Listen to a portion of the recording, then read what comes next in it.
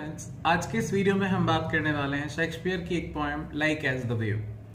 Like as the wave ये एक sonnet है फ्रेंड्स, और सोनेट आप सभी जानते हैं, a poem of 14 lines which is known as a sonnet, यानी 14 लाइनों की एक कविता को हम सोनेट के नाम से जानते हैं। और शेक्सपियर सोनेट्स के मास्टर हैं।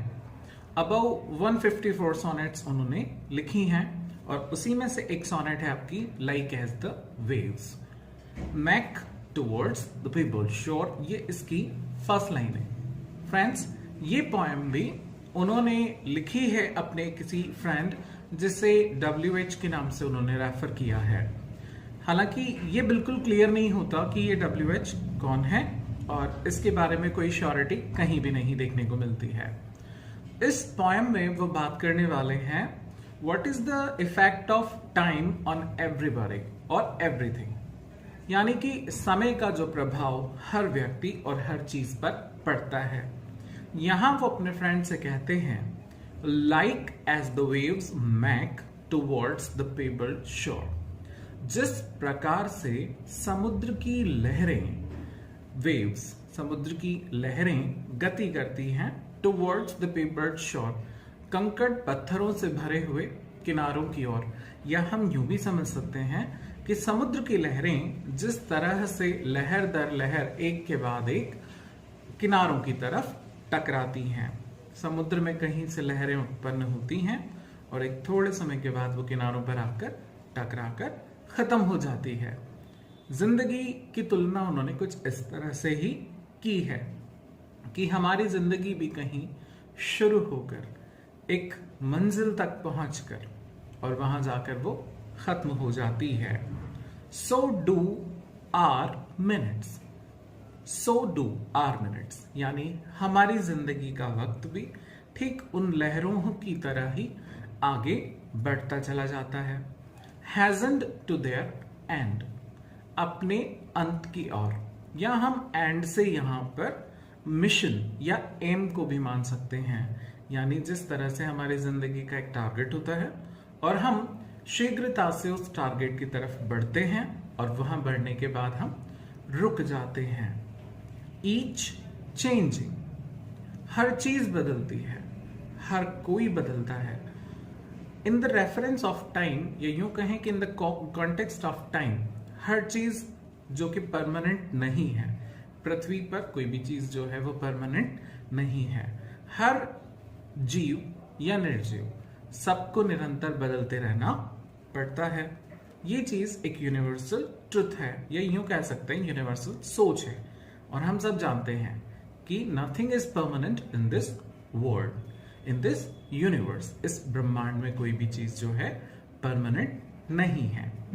Each changing place with that which goes before, हर चीज बदलती चली जाती है विद दैट, उन चीजों के साथ विच गोज बिफोर, जो पहले घट चुकी हैं या पहले हो चुकी हैं। इन सीक्वेंट टॉयल, सीक्वेंट टॉयल का मतलब है इंसान अपनी जिंदगी में टॉयल, मेहनत करता है, बहुत कुछ करता है। इन सीक्वेंट, परिणाम स्वरूप उसे बहुत सारी सफलताएं और असफलताएं सब मिलता है। ऑल फॉरवर्ड्स, इसी तरह से हर चीज, हर इंसान धीरे धीरे आगे बढ़ता है। जन्म लेने के बाद की ये सारी प्रक्रियाएं हैं जिसमें हर कोई अपने टारगेट्स को पूरा करने के लिए काफी सारी मेहनत करता है और आगे बढ़ता चला जाता है। डू कंटेंट, और उसके बाद वो अपने आप को थोड़ा सेटिस्फाइड फील करता है। ये सब हमारे साथ भी होता है और सबके साथ होता है। नेटिविटी, नेटिविटी जो वर्ड उन्होंने यहां लिया है वो लिया है बर्थ के लिए, यानी जन्म होने के लिए। एक छोटा बच्चा है, छोटे बच्चे का जन्म होता है। Nativity once in the main of, यानी एक बार जब कोई बच्चा मुख्य धारा में आता है जन्म लेने के बाद, मैन ऑफ लाइट, यानी जब उसे ज्ञान का एहसास होता है, या जब वो यूं कह लें कि जब वो समझदार होता है, तब उसके साथ ये सारी चीजें होती हैं। क्रॉल्स टू, क्रॉल बच्चे की जो चलने की प्रक्रिया है, 2 हाथ 2 पैरों से जब वो चलता है शुरुआत में, तो हम इसे समय के रेफरेंस में ले सकते हैं कि इंसान समय के साथ धीरे धीरे धीरे धीरे आगे बढ़ता है टू मैच्योरिटी। ये यूं समझ लें कि बचपन की उम्र से परिपक्वता की तरफ वो बढ़ता है। एक इंसान बचपन से लेकर परिपक्वता की तरफ वो बढ़ता चला जाता है। वेयर विद बीइंग, जहां वो जाके पूर्ण मनुष्य या पूर्ण इंसान बनता है। हम यहाँ पर इसे समझ सकते हैं not bodily, not physically, but mentally. Mentally भी एक इंसान जो है प्रिपेयर होकर एक कंप्लीट मैन में कन्वर्ट हो जाता है। बीइंग क्राउन, और उसने जो जितनी मेहनत की, जितने प्रयास किए, जो भी उसने किया, उसके लिए उसे क्राउन किया जाता है। यूं कह लें कि वक्त उसे कई तरह की उपलब्धियों से नवाज देता है। मगर जिंदगी में हमेशा सब कुछ अच्छा ही नहीं चलता रहता।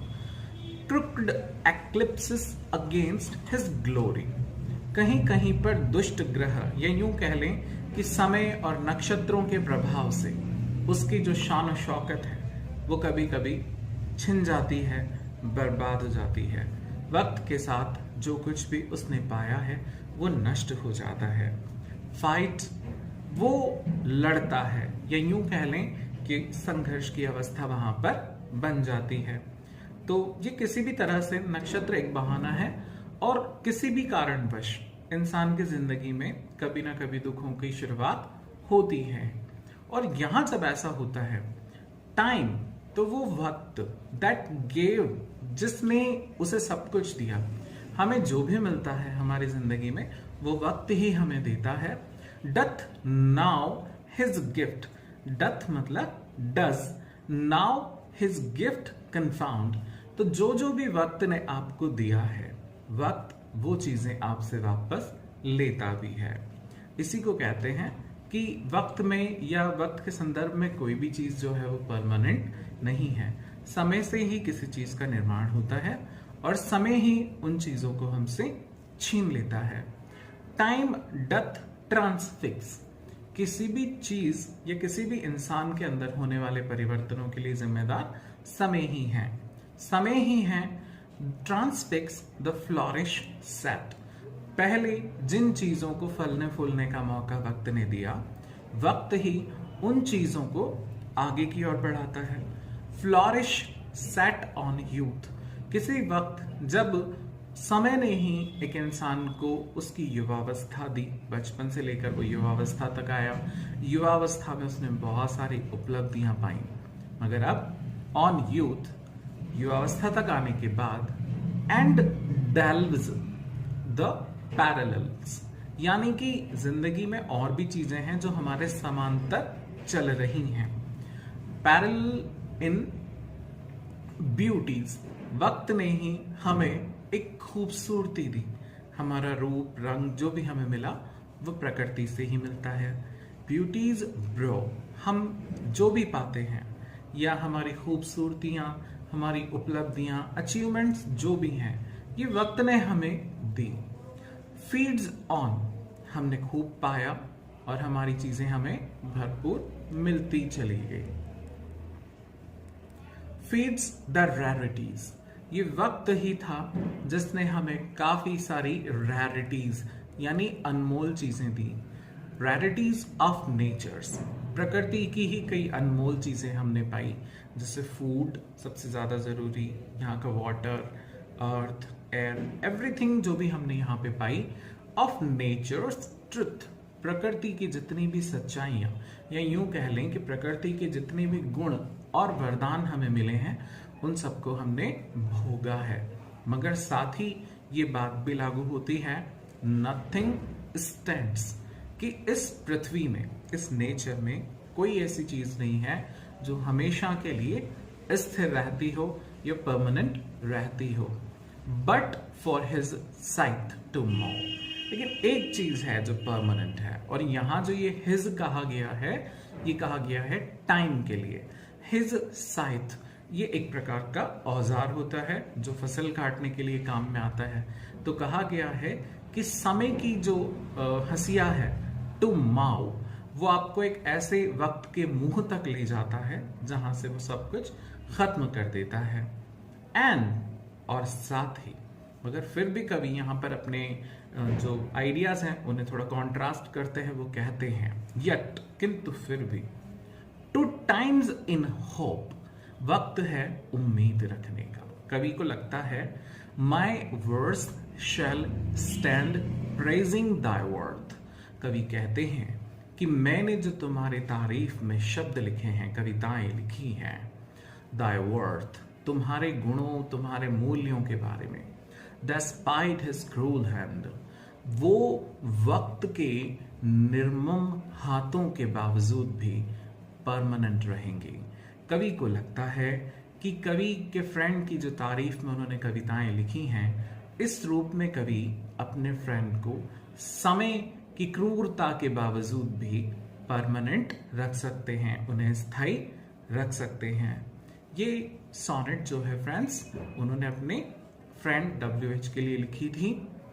मुझे उम्मीद है कि आपको ये पोएम समझ में आ गई होगी। इसके डिटेल्ड नोट्स के लिए आप हमारी वेबसाइट www.angrejiseekhe.com पर भी जा सकते हैं friends. And thank you for watching this video.